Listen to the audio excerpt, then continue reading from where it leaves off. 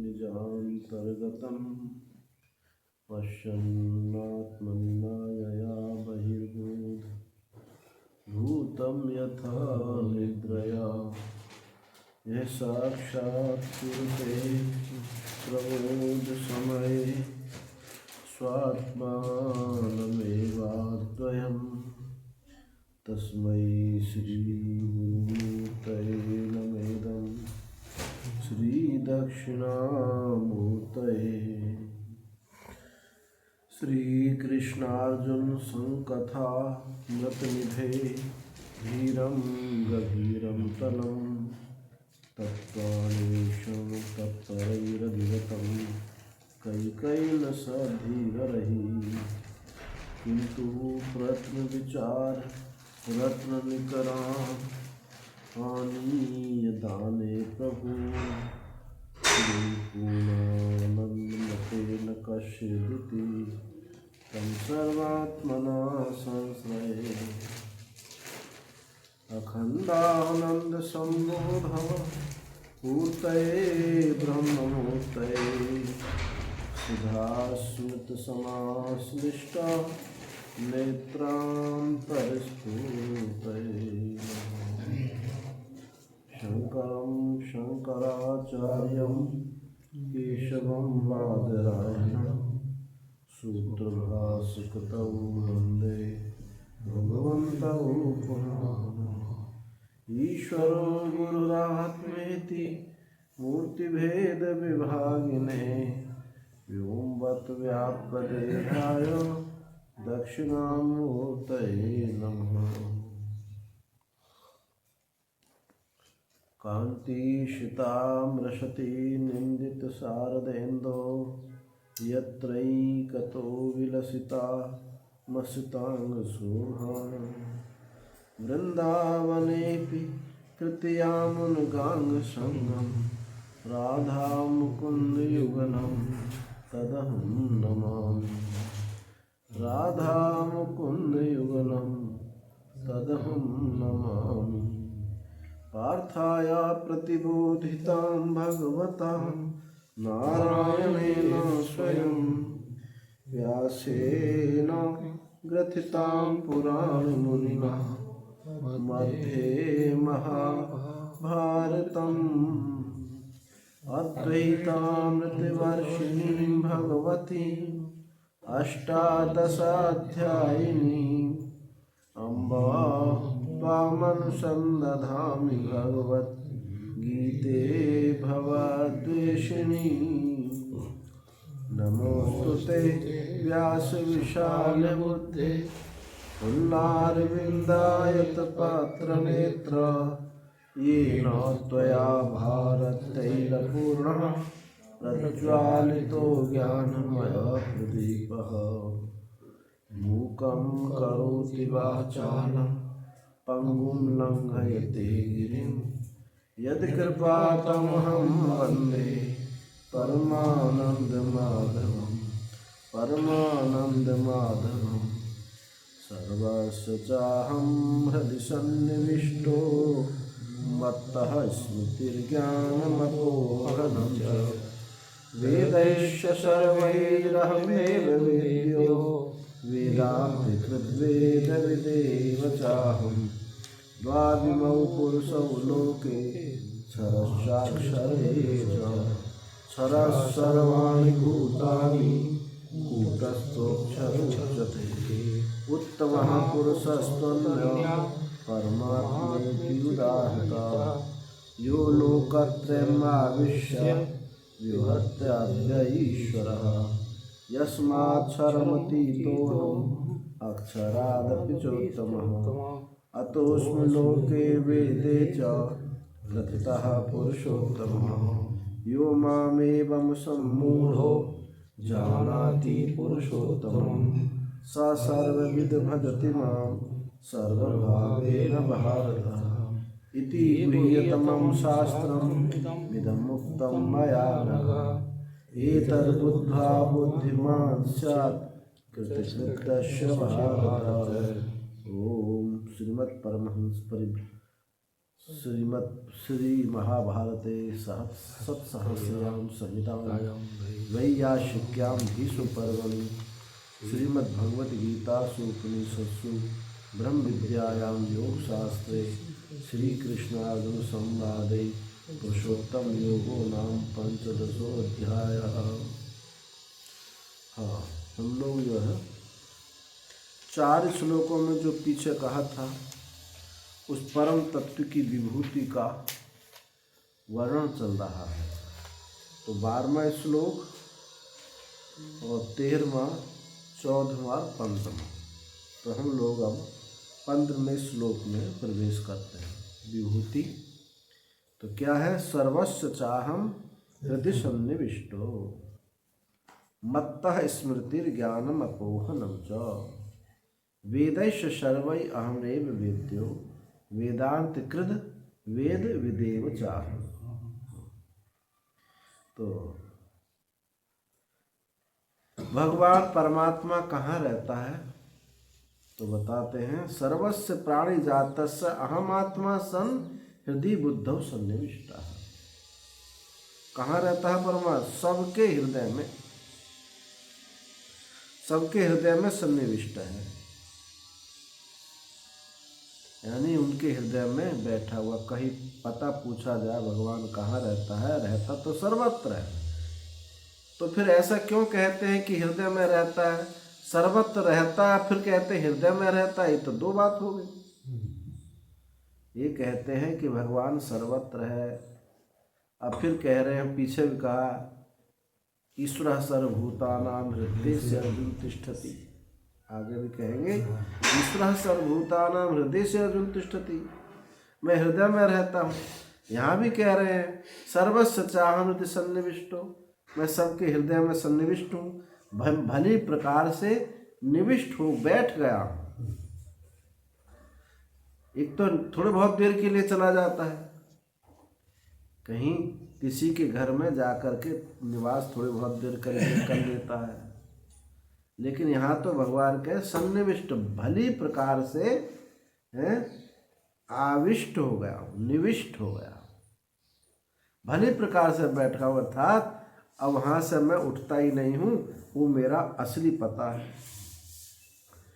किसी के 4 मकान हो, ये भी उनका है, ये भी उनका है, पर उनका मूल जो होता है वो एक मकान ही होता है। ऐसे ज्योतिष शास्त्र में प्रत्येक सूर्य और चंद्रमा को छोड़ करके, राहु केतु को छोड़ करके सब ग्रहों की 2-2 राशि होती है। मंगल की 2, बुध की 2, गुरु की 2, सबकी 2, पर उनमें एक मूल त्रिकोण राशि होती है। 2 घर होकर के भी उनका एक मूल त्रिकोण राशि होती है। वो उनका निश्चित स्थान है, जो वो बहुत शुभकारी है उनके लिए। तो ऐसे भगवान कह रहे हैं सर्वत्र परमात्मा हो करके भी हृदय में उनका एक विशेष अधिकार है। कहने का तात्पर्य यह है, उपलब्धि परमात्मा सर्वत्र हो करके भी उपलब्धि कहाँ होती है? वो हृदय में होती है। कैसे? कैसी उपलब्धि होती है? वहाँ वो आवाज़ लगा करके पुकार रहे हैं। वो परमात्मा आवाज़ लगा के पुकार रहे हैं, देखो मैं यहाँ बैठा हूँ, मैं यहाँ बैठा हूँ। दूसरी जगह नहीं पुकारते। कैसे आवाज़ लगाता है? अहम अहम अहम अहम, मैं के रूप में स्फुरित हो रहा है। ये कहता है कि मैं यहाँ बैठा हूँ, मैं यहाँ हूँ। ये मैं है ना, ये परमात्मा है। अब और भगवान श्री कृष्ण को अहम कहने का कुछ शौक भी है। मत्तः परतरम नान्यत्, उससे परे कुछ भी नहीं है। मत्तः परतम मत्तः स्मृतिर्ज्ञानम अपोहनम च मय्ये मन आधत स्व मयि बुद्धि निवेशय। तो अहम शब्द भगवान बहुत कहते हैं। जब राम जी को प्रिय क्या है ना, राम जी को प्रिय है तत्त्वमसि, राम वशिष्ठ जी कहते हैं राम तुम ब्रह्म हो, उपदेश करते हैं, वहां बार बार त्वम शब्द का प्रयोग होता है योग वासिष्ठ। तुम ब्रह्म हो, तुम अजन्मा हो, तुम अपने को जानो। और यहाँ भगवान गीता में कहते हैं कि सत्य सच्चा हम अर्जुना, मैं ही सत्य हूँ, मैं ही असत हूँ, मत्तः परतरम नान्यत्, मय्ये मन आधत्त सब मैं, अहम ब्रह्मास्मि। गीता में अहम ब्रह्मास्मि और योग वासिष्ठ में तत्व। अर्थ दोनों के एक ही है। एक मर्यादा में विनम्र होकर के सुन रहे हैं, एक अनुभूति को विस्तार, अनुभूति का विस्तार दिखा रहे हैं। क्योंकि श्री कृष्ण मर्यादातीत रूप हो हम। श्री कृष्ण कौन है? मर्यादातीत। वो कोई मर्यादा नहीं है वहाँ, लेकिन राम जी क्या है? मर्यादा पुरुषोत्तम, मर्यादा में पुरुषों में भी उत्तम है। तो वो तो एक व्यंग के लिए, हंसी के लिए बात बताई कि कहने का तात्पर्य है कि भगवान अहम, अहम क्या है? अहम, आहम, आ से लेकर के हा, कितने वर्ण? आ से शुरू को, आई उ, यहाँ से शुरू करो, और फिर वर्ग का वर्ग, चवर्ग, टवर्ग, तवर्ग है, फिर या रा ला बा शा शा शा हा तक सब वर्ण, आ से हा तक। तो आ से हा तक जितनी भी आकृति बनती है, इन वर्णों से जितनी भी आकृति बनती हैं, सबके सब क्या है? ये अहम ही है। कोई आकृति बचती नहीं है, हा तक कोई नाम बचता नहीं है। आ से हा के बीच ही सारे नाम बनेंगे, और आ से हा के बीच ही सारी आकृति बनेंगी। इसलिए अहम का विस्तार क्या है? अहम का विस्तार यह है, जो कुछ भी है सब अहम ही अहम है। अहम ब्रह्मास्मि, ये अहम ही अहम है। तो ये अहम न हन्यते है। देखो क्या अहम की परिभाषा गीता में स्वयं कही है, न हन्यते हन्य माने शरीर, शरीरों के नष्ट होने पर ये जो मरता नहीं है। कौन? हम, माने नहीं है। तो जो हा से हन्यते, हन्य माने है, और जहाती हन्यते, हंती हन्यते, सब कैसे शब्द बनते हैं? छोड़, जहाती माने छोड़ देता है, हन्यते मर जाता है, हंती मारते हैं। ये सब के सब जो है मरने के अर्थ में, छूटने के अर्थ में प्रयोग होते हैं। तो हा क्या है? हा जो है आ के साथ, नई प्रत्यय के साथ जोड़ने से वो क्या होता है? वो कभी जो मरता ही नहीं है। इसलिए हन्य मान न हन्यते हन्य माने शरीरे, ये भगवान ने अहम की परिभाषा गीता में स्वयं बताई है। तो हृदय में बैठा हुआ ऐसा नहीं है कि एक जगह बैठा हुआ उसकी सर्वत्र प्रकाश जा रहा हो, उसकी किरण जा रही। जैसे चुंबक एक जगह रख देते हैं और दूर तक उसकी रेत जाती है और लोहे को चिपका लेती है। ऐसा है क्या परमात्मा हृदय में बैठा हुआ? तो ऐसा नहीं। एक स्थान में बैठकर के उसकी किरण चलती हो, ऐसा नहीं है। क्योंकि किरण चलने पर उसका विकार हो जाएगा, विनाश हो जाएगा। तो क्या है? परमात्मा सर्वत्र होते हुए एक जगह उसका विशेष भास होता है। जैसे सूर्य का प्रकाश सर्वत्र होते हुए भी एक जल से भरे हुए पात्र में वो उनका प्रतिबिंब पड़ता, कहते हैं सूर्य उदित हो गए हैं। तो एक जगह सर्वत्र होते हुए भी एक जगह से उपलब्धि हो रही है, इसलिए कहते हैं सर्वस्व चाहम हृदय सन्निविष्टो। हृदय में मैं बैठा हूं क्योंकि वहां उनकी विशेष उपलब्धि होती है। गवांग सर्वांग अक्षीरम स्रवेत स्तन मुंचनादिकम तथा सर्वत्र गो देवः प्रतिमादिषु विराजते। कहा कि दूध, गाय में दूध जो है सर्वत्र है, संपूर्ण गाय में दूध है। गवांग सर्वांग क्षीरम, सब अंगों में दूध है, परंतु उसके स्तन से ही उपलब्धि होती है।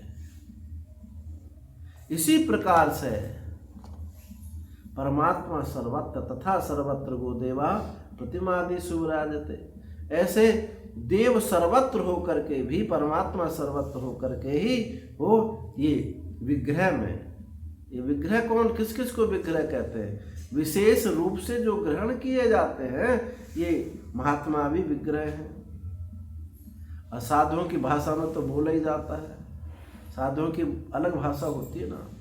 कहते हैं कितनी मूर्ति बैठी हैं, वो ये नहीं कहते कितने लोग हो, क्या ऐसे नहीं कहेंगे, कितनी मूर्ति आई हैं। वो जानते हैं सब खिलौना है, चैतन्य तो एक परमात्मा, एक ही परमात्मा है, ये जानते हैं। उसलिए उनकी भाषा, वो किसी को तोड़ना फोड़ना नहीं जा, उनकी भाषा में तोड़ना फोड़ना नहीं। कहेंगे हम ना तो हमारा स्नान, हम स्नान बनाने जा रहे हैं, साधु लोग बोलते स्नान बनाने जा रहे हैं। भाई बिगड़ गया था, है तो रहेगा तो वही स्नान ही, वो बिगड़ जाता है, उसको सुधारने जाते हैं, मरता नहीं है। तो वो तो सर्वत्र वो तोड़ने फोड़ने की कोई बात नहीं होती। एक ही तत्व निरंतर है, वही अस्तित्व, वही सत्ता जगमगा रही है। तो भगवान ने कहा कि सबके हृदय में यहाँ उपलब्धि हो रही है, हूँ तो मैं सर्वत्र, कहीं मेरा अभाव नहीं है। तो आप सर्वत्र हैं, तो फिर काम, क्रोध, लोभ, मोह, मद मत्सर, ये तो आप इनको क्यों हटाया जाता है, क्यों मारा जाता है, क्यों जलाया जाता है? कहते हैं ज्ञानाग्नि सर्वकर्माणि भस्मसात् कुरुते, तथा इनको जला दो, इनको मार दो। तो फिर ये तो आप पे ही चोट आ रही है। यदि सभी आप हैं तो फिर काम, क्रोध, लोभ, इनको क्यों मारा जाता है? तो कहते हैं इनका मूल आधार मैं ही। मत्तः स्मृतिर ज्ञानम अपोहनम, मुझसे ही जो स्मृति होती है, किसी की स्मृति बड़ी तेज होती है, बहुत स्मरण रहता है, किसी को बिल्कुल नहीं रहता, किसी की कम होता है स्मृति। और ज्ञान, विवेक, जानकारी, ये सब क्या है? इसके मूल में एक प्रत्यय है, अहम। वो अहम प्रत्यय ही, वो अहम प्रत्यय से इनकी सत्ता हो रही है। तो इसलिए इनका कोई अस्तित्व नहीं, इनका जो मूल है उसको बताया जा रहा है। मत्तः स्मृतिर ज्ञानम अपोहनम च, और इनका अभाव, वृत्ति और वृत्तियों का अभाव। ज्ञान वृत्ति, स्मृति वृत्ति और इनका अभाव, वृत्तियों का अभाव। तो जो वृत्ति या वृत्तियों के अभाव, इनका प्रकाशक, इनका अधिष्ठान वो मैं ही हूं। अब देखिए जितनी आकृति हैं, परिवर्तन हैं, उपाधि हैं, ये सब के सब ये कल्पित है। इनका मूल ही मौजूद है। बाकी तो मरु मरीचिका में वहां जल नहीं होता, प्रतीति होती है। वो प्रतीति का आधार भी, प्रतीति का अधिष्ठान भी वो क्या है? वो रेत है, परमात्मा ही है। इसलिए अविद्या, मूला विद्या, कार्या विद्या, तूला विद्या, इन सब का आधार, अधिष्ठान वो परमात्मा ही है। तो भगवान ने कहा कि देखो ये वृत्ति, स्मृति, ज्ञान और अपोहन, वृत्तियों का अभाव और वृत्ति। अब इसका देखो एक अर्थ और किया जाता है। स्मृति से आप स्वप्न ले लो, क्योंकि स्वप्न क्या है? स्मृति प्रधान है। जागृत जो है ज्ञान प्रधान है, तो इसको ज्ञान को क्या ले लो, जागृत ले लो। और अपोहन माने लोप हो जाना। कहाँ लोप होता है सब, सुषुप्ति में, कुछ नहीं रहता। तो अपोहन क्या है, सुषुप्ति। तो भगवान कह रहे हैं जागृत स्वप्न सुषुप्ति ये सब का सब मुझसे ही है, और इनका अभाव भी वो मुझसे ही है। इनका अत्यंत अभाव तो मैं ही हूं। वृत्ति के अभाव होने पर परम तत्व का बोध नहीं होता। वृत्ति के अभाव होने पर तो क्या होता है, परिच्छिन्नता तो बनी रहती है। जैसे कमरे में भरा हुआ सामान, कमरा भरा हुआ आप कहते हो, और कमरे से सामान निकल जाए तो क्या कहते हो, कमरा कोई समाप्त तो नहीं होगा, कमरा खाली है। ऐसे ही ये वृत्ति ना रह करके चित्त सत्व तो मौजूद रहता है। उस चित्त सत्व को ही योगी लोग क्या कहते हैं, कैवल्य कहते हैं। योगी लोग यानी वहां परिच्छिन्नता वृत्ति नहीं है, इसलिए दुख नहीं है, परिच्छिन्नता मौजूद रहती है। यानी अपनी भाषा में आप कहो कि तुम शोधित तुम पदार्थ है। इसलिए योग सांख्य दर्शन से क्या उपयोग है वेदांत में उसका, कि उससे विक्षेप की निवृत्ति होती है और तुम पदार्थ का शोधन होता है, सांख्य और योग से। वो अभेद अद्वैत तत्व का बोध नहीं कराता। और न्याय और वैशेषिक वो तर्क के द्वारा परमात्मा की स्थापना करता है, परोक्ष परमात्मा की स्थापना करता है। इसलिए वहां जो है तत्पदार्थ का शोधन है। ना एकता यहाँ है ना वहां एकता है। इसलिए इन्होंने जगत का विचार नहीं किया, इसलिए उतने अंश में इनकी कमी रही। उन्होंने तुम का विचार नहीं किया, जगत का विचार तो किया, सृष्टि का विचार तो किया, ईश्वर का विचार किया है, तुम का विचार नहीं किया। इसलिए जब तक तत्व और तुम की एकता नहीं सिद्ध होती, क्योंकि सारा जो भेद बखेड़ा है, सारा जो दुख है, संस्कृति है, जन्म मरण की जो संस्कृति है, ये भेद के कारण ही है, अभेद से नहीं है। उन बाकी सब दर्शनों का उपयोग किया जाता है। आपके इन परंपरागत साधन के अंतर्गत इन सब का उपयोग किया जाता है। तो इस दृष्टि से वो सब वेदांत के उपयोगी है, परंतु सिद्धांत नहीं है। यहाँ भगवान सिद्धांत की बात कह रहे हैं कि जागृत स्वप्न सुषुप्ति तीनों मुझसे ही हैं, तीनों मुझसे ही है, और इनका अभाव भी यानी समाधि भी मुझसे ही है। और कहते हैं वेदस्य सर्वैहि अहमेव वेद्यो। अब देखो इसका विग्रह कई प्रकार से हम कर सकते हैं। वेदैहि एव वेद्यो, वो वेद के द्वारा ही जाना जा सकता है। मनोगणंत अपनी कल्पित कल्पना तर्कों से उसकी स्थिति नहीं हो सकती। तर्को अप्रतिष्ठा। यदि गुरु मुख से वेद श्रवण नहीं किया है, उपनिषद श्रवण नहीं किया है, तो भी हम मन माने अर्थ लगाएंगे। जितना जानते उतना ही जानेंगे, अथवा मनमानी अर्थ लगाएंगे। इसलिए परम प्रमाण क्या है, वेद। ये वेद किसी व्यक्ति की रचना नहीं है। आजकल जो कॉलेजों में पढ़ाया जाता है वो तो वेद की भी रचना बता रहे हैं कहते 2000 वर्ष पहला हुआ, 2500 वर्ष पहले हुआ, सबसे पुराना ग्रंथ ऋग्वेद है, उसकी रचना तब हुई। ये सब जो है ये अनर्गल बात है। वेदश्य, वेद अपौरुषेय है, किसी पुरुष की रचना नहीं है, किसी तत्वज्ञ की कलम नहीं चली। तत्वज्ञ का अनुभव है लेकिन तत्वज्ञ की कलम नहीं चली। वेद अपौरुषेय का मतलब किसी पुरुष की रचना नहीं है। और रचना होती है तो उसके रचयिता होते हैं, इसलिए वेद का कोई रचयिता नहीं मिलता, कोई लेखक नहीं मिलता। आज तक कहीं सुना है कि वेद के मंत्रों की रचना की?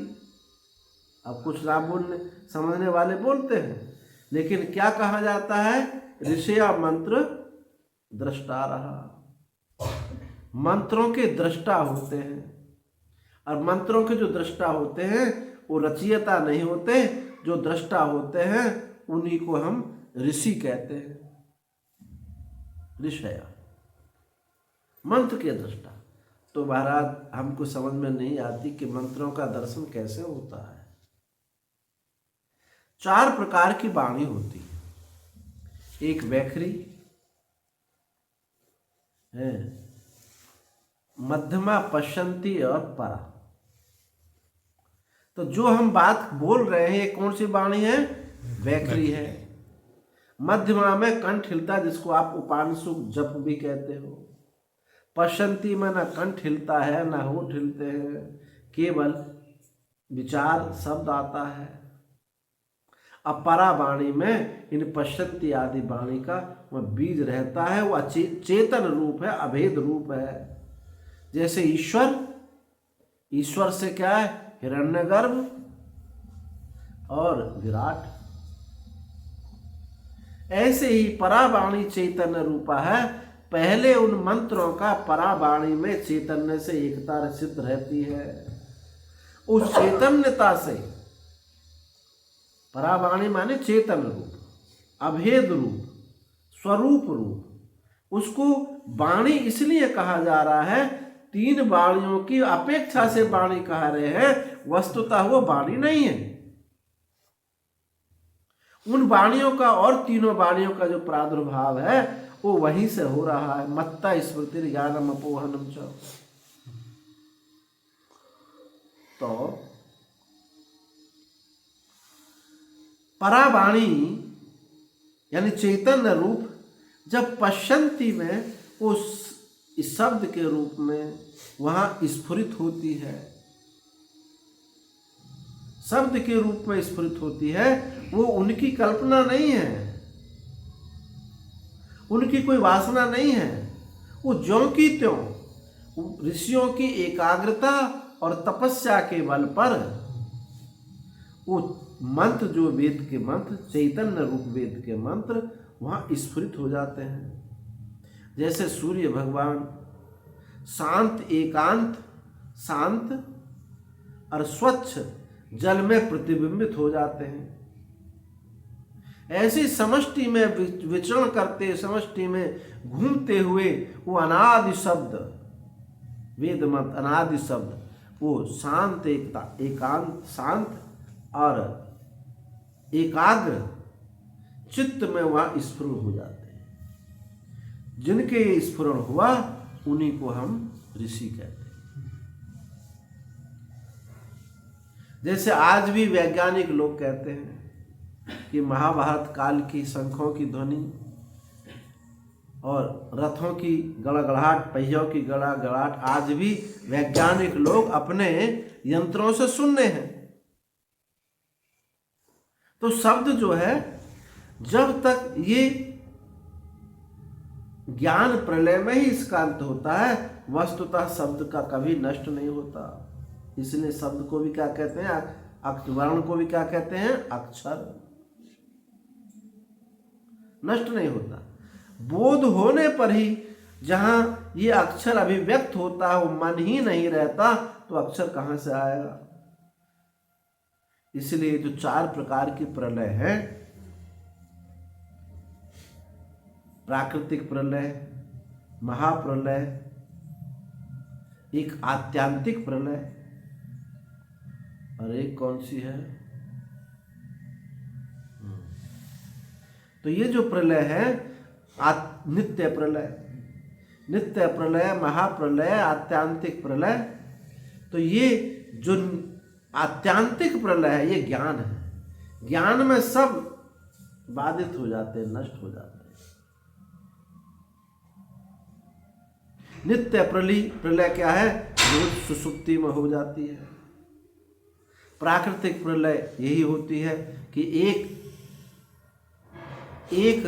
एक खंड प्रलय हो गई, और महाप्रलय में समस्त लोगों की है। प्राकृतिक प्रलय में किसी एक ब्रह्मांड की प्रलय है, और महाप्रलय में समस्त ब्रह्मांडों की प्रलय हो जाती है।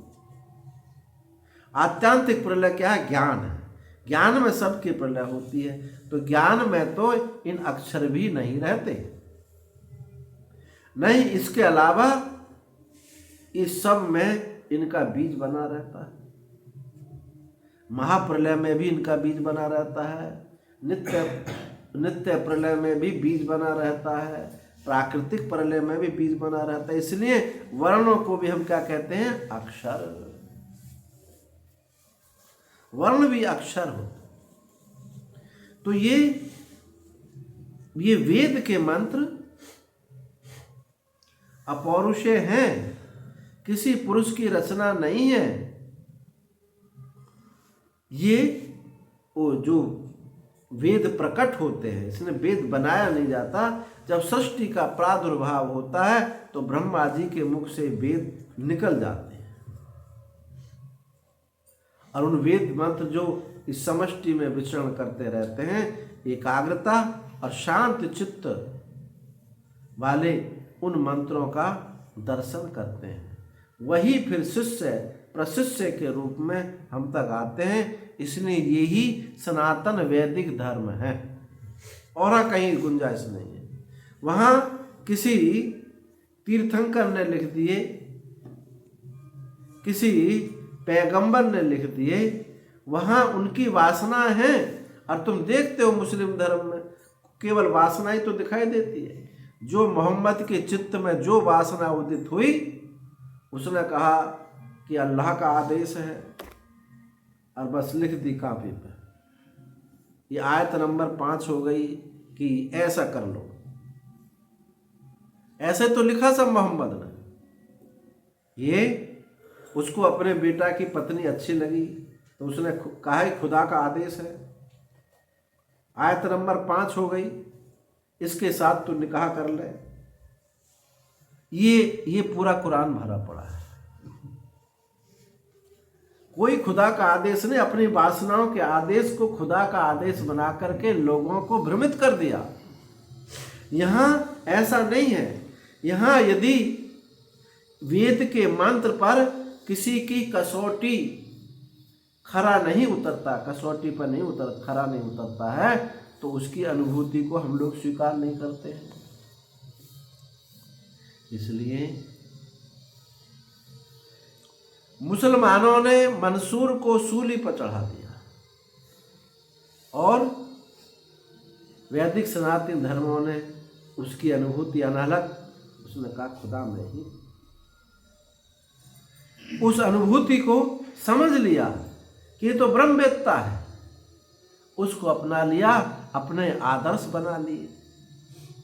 तो यहाँ वैदिक सनातन धर्म किसी मजहब फिरका फिरस्ती किसी नियम में बंधा नहीं है, अनुभूति को लक्षित करता है, उस तत्व को लक्षित करता है। इसलिए इसकी महानता इसलिए कभी नष्ट नहीं होता। जो किसी वासना किसी नियम को जो पकड़ कर रहता है, किसी संयम को जो पकड़ कर रहता है, उनकी सबकी एक काल के गाल में होते हैं।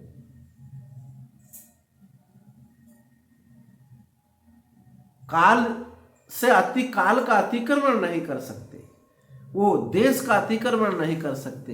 ये जो जब कहता है यहाँ तो क्या आता है, इन शब्दों का इन वर्णों का भी वेद जब अर्थ अनुभूति में बैठता है वेद का अर्थ जब अनुभूति स्वरूप होता है तो ये शब्द भी वहाँ क्या हो जाते हैं, उस शब्द भी कल्पित हो जाते हैं। श्रुति कहती है तत्र वेदा वेदा भवन्ति, माता माता भवति, पिता पिता भवति, वेदा वेदा भवन्ति। वहाँ वेद भी वेद नहीं रहते।